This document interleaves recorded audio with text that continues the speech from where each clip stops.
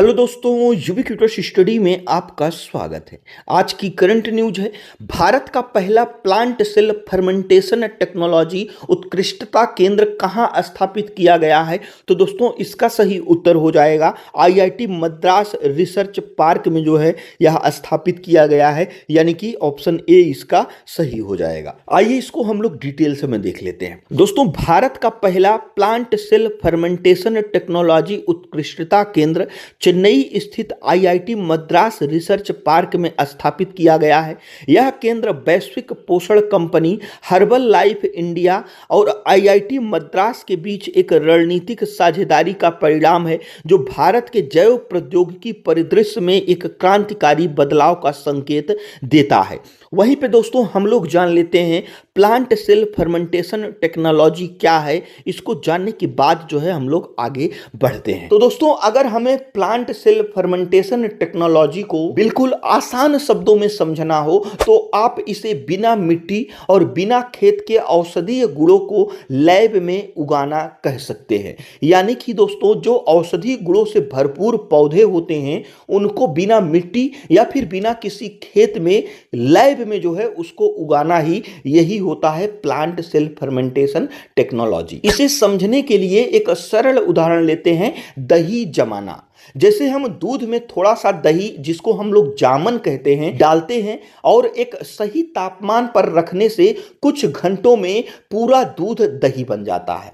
यहां फर्मेंटेशन यानी कि किण्वन हो रहा है। ठीक इसी तरह वैज्ञानिक किसी कीमती औषधि या पौधे जैसे केसर या फिर कोई जड़ी बूटी की कुछ कोशिकाएं लेते हैं, यानी कि कुछ उसका जो है सेल लेते हैं और उन्हें एक बड़े साफ टैंक में डाल देते हैं। अब उस टैंक में डालने के बाद यह काम कैसे करता है, तो दोस्तों आमतौर पर एक पौधा बड़ा होने में महीनों या सालों लेता है और हमें उसकी पत्तियों या जड़ों से दवा मिलती है। यानी कि कोई एक पौधा है, जैसे कोई जड़ी बूटी का पौधा है, वो हमको चाहिए तो उसको सालों लगते हैं तैयार होने में, तब जाकर दोस्तों उससे जो है दवा बनती है। लेकिन जो है प्लांट सेल फर्मेंटेशन टेक्नोलॉजी है, इसकी तकनीक क्या है, इससे क्या फायदा मिलेगा, तो दोस्तों मिट्टी की जगह एक खास घोल। कहने का मतलब यह है कि टैंक में एक ऐसा तरल पदार्थ भरा होता है जिसमें वे सारे विटामिन्स और शुगर होते हैं जो पौधे को बढ़ने के लिए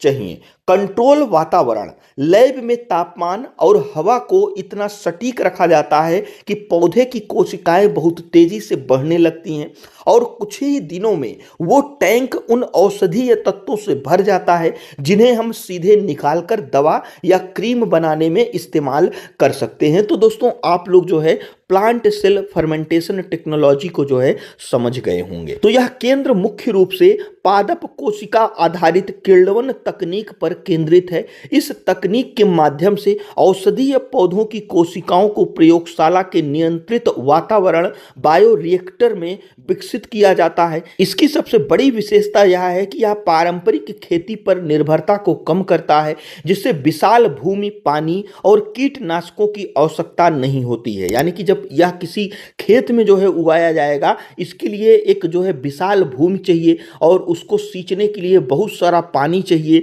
और कीटनाशकों के लिए जो है दवा चाहिए। तो इन सब की जो है इस टेक्नोलॉजी में जरूरत नहीं होती है। साथ ही यह वनों की कटाई और जलवायु परिवर्तन के जोखिमों से मुक्त होकर दुर्लभ हर्बल घटकों का निरंतर और शुद्ध उत्पादन सुनिश्चित करता है। अब दोस्तों इस केंद्र की स्थापना के पीछे महत्वपूर्ण उद्देश्यों की अगर हम बात करें तो टिकाऊ उत्पादन, यह उच्च गुणवत्ता वाले हर्बल बायोमास और फाइटोकेमिकल्स का पर्यावरण के अनुकूल उत्पादन करेगा और आयात निर्भरता में कमी। वर्तमान में स्वास्थ्य और कल्याण उत्पादों के लिए भारत कई कच्चे माल का आयात करता है। यह केंद्र स्वदेशी क्षमताओं को बढ़ाकर आयात को कम करेगा। यानी कि इस प्रकार के जड़ी बूटियों के पौधों वगैरह का दोस्तों कच्चे माल के तौर पर जो है भारत आयात करता है।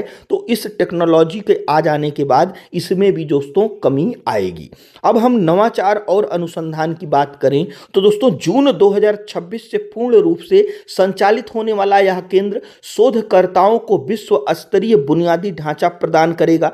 और अगर हम निष्कर्ष की बात करें तो दोस्तों यह पहल न केवल आत्मनिर्भर भारत और मेक इन इंडिया के विजन को सशक्त बनाती है, बल्कि वैज्ञानिक नवाचार के माध्यम से वैश्विक स्वास्थ्य देखभाल और न्यूट्रास्यूटिकल्स क्षेत्र में भारत की स्थिति को भी सुदृढ़ करती है। इसी प्रकार से यह हमारा आज का करंट अफेयर्स था। जो हमारा आज का क्वेश्चन है वह है, हाल ही में चर्चा में रहा जीरो प्राइज निम्नलिखित में से किस क्षेत्र से संबंधित है? तो दोस्तों इसमें से कौन सा ऑप्शन सही है हमें कमेंट बॉक्स में जरूर बताइएगा। और दोस्तों यदि वीडियो यूजफुल लगा हो तो हमारे चैनल को जरूर सब्सक्राइब करिएगा। वीडियो देखने के लिए आपका बहुत बहुत धन्यवाद।